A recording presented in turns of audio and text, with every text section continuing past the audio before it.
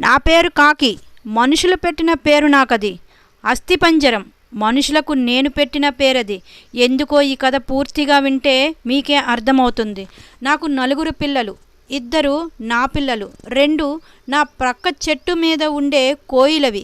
కోయిలకి గుడ్డు పెట్టడం మాత్రమే తెలుసు, ఆ గుడ్లను పొదిగి పిల్లలను చేయడం తెలియదు. కానీ మాకు గుడ్లు పెట్టడం, వాటిని పొదగడం కూడా తెలుసు. అంతేకాదు, వేరే తల్లి బిడ్డలను మా బిడ్డలుగా కాపాడడం కూడా మాకు తెలుసు. ఆ రోజు ఆదివారం, జోరుగా వాన, బంగాళాఖాతంలో వాయుగుండమంట. ఎవరో 2 చెట్టు కింద మాట్లాడుకుంటుంటే విన్నా. పిల్లలేమో ఆకలి అంటున్నాయి. కర్మ కాకపోతే ఈరోజే చెత్తబండి కూడా శుభ్రం చేయటం వల్ల అక్కడ ఏమీ దొరకని పరిస్థితి.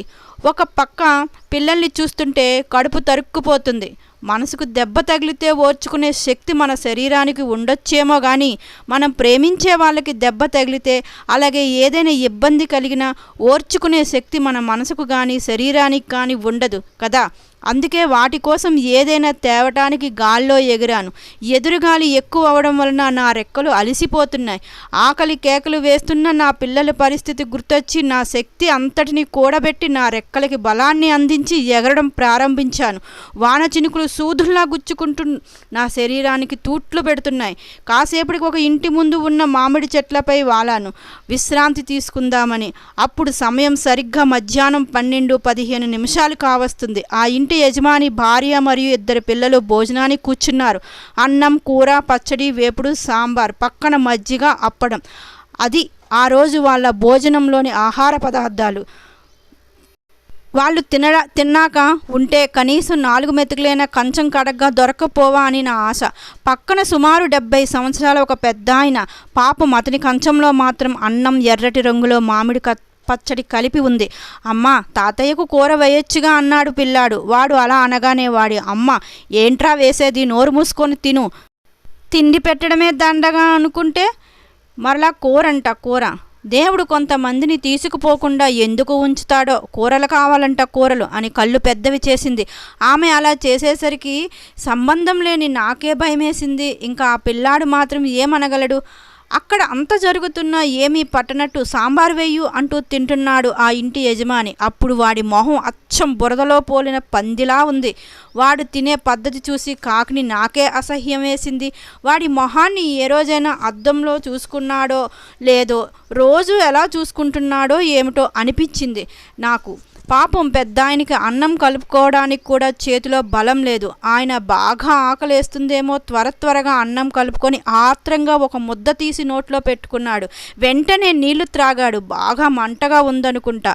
కంటిలో నుండి నీళ్లు వచ్చాయి. ఎదురుగా నెయ్యి వైపు చూశాడు. కానీ అడగడానికి ధైర్యం చాలక అలాగే ఉండిపోయాడు. అయ్యో, ఎంత దారుణం! పాపం పెద్దాయన అనిపించింది నాకు ఆ క్షణంలో.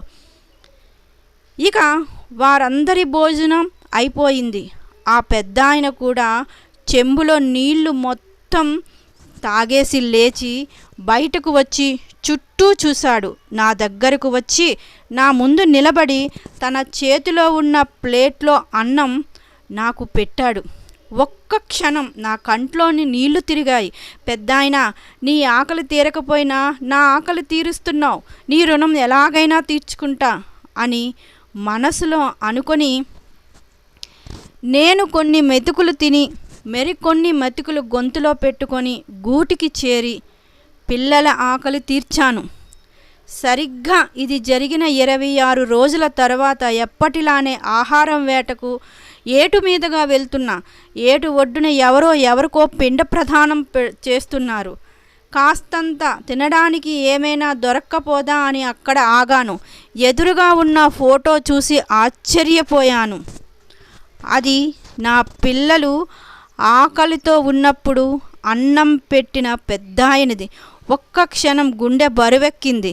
విషాదంతో నా రెక్కలు దిగజారిపోయాయి. ఆ పెద్దాయన ఆత్మ శాంతించాలని 2 నిమిషాలు భగవంతుణ్ణి ప్రార్థించాను. అయ్యా, పిండం పెట్టి కాకులను పిలవండి, అవి తింటే మీ నాన్న ఆత్మ శాంతిస్తుందని ఒక పెద్ద కంచాన్ని ఆ పెద్దాయన కొడుక్కి ఇస్తూ అన్నారు. ఆ కంచాన్ని చూడగానే నాకు ఆశ్చర్యం వేసింది. నల్లగా ఉండే నా మొహం తెల్లబారిపోయింది. ఎందుకంటే ఆ కంచంలో పంచభక్ష పరవన్నాలున్నాయి. ఓరిని, మీరే మనుషులరా బాబు! బతికున్నంత కాలం కడుపు నిండా అన్నం పెట్టని మీరు చచ్చిన తర్వాత ఆత్మ శాంతించడం కోసం పంచభక్ష పరవన్నాలు పెడుతున్నారు. పోవడం కోసం కోరికలు కోరిన మీరు చనిపోయిన తర్వాత పూజలు చేస్తున్నారు. బ్రతికున్నంత కాలం రాబందుల్లా పీక్కు తిని ఇప్పుడు విసిరేసినది తినడానికి కాకులను పిలుస్తున్నారు. బ్రతుకున్నప్పుడు కప్పుకోవడానికి కనీసం చిరిగిన దుప్పటి కూడా ఇవ్వని మీరు పట్టుబట్టలు పెట్టి పూజిస్తున్నారు.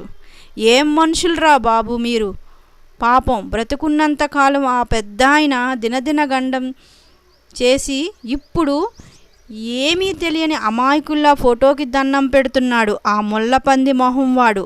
అసలు వీడిని నా ముక్కుతో పొడిచి పొడిచి చంపాలి అని.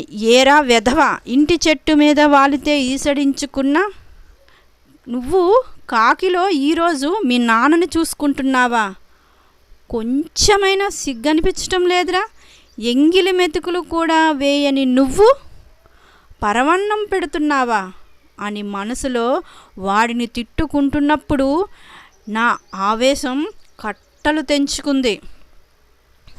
చుట్టూ ఉన్న మా కాకి జాతి దగ్గరకు వెళ్ళి జరిగిందంతా చెప్పి ఆ పిండాన్ని ఎవ్వరినీ తినొద్దన్నాను.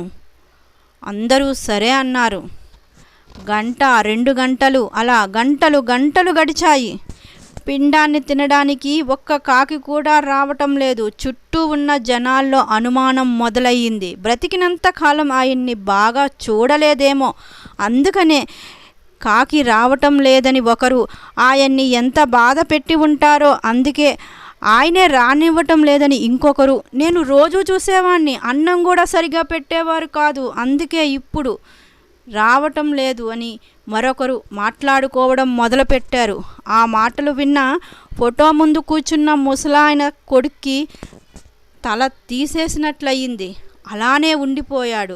కనీసం తన బాధ చెప్పుకోలేని పరిస్థితి. పరువు పోయింది. ఏదో కోల్పోయినట్లు, బ్రతుకున్నా చచ్చినట్లు అనిపించింది ఆ క్షణం అతనికి.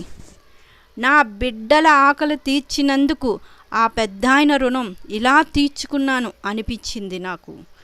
ఈరోజు ఒక మంచి పని చేశాను అంటూ అక్కడి నుంచి గాల్లోకి ఎగిరాను. మనిషి వింటున్నావా? నీకే చెప్పేది.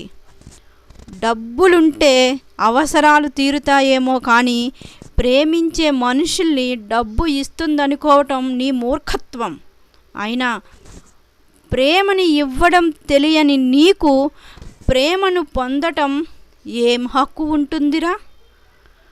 ఓ మనిషి, ఒక మనిషి గొప్పతనాన్ని అతను చేసిన పనులను బట్టి, మంచితనాన్ని బట్టి కాకుండా అతనికి ఉన్న డబ్బుని బట్టి నిర్ణయించే సమాజంలో బ్రతుకుతున్నాం మనిషి.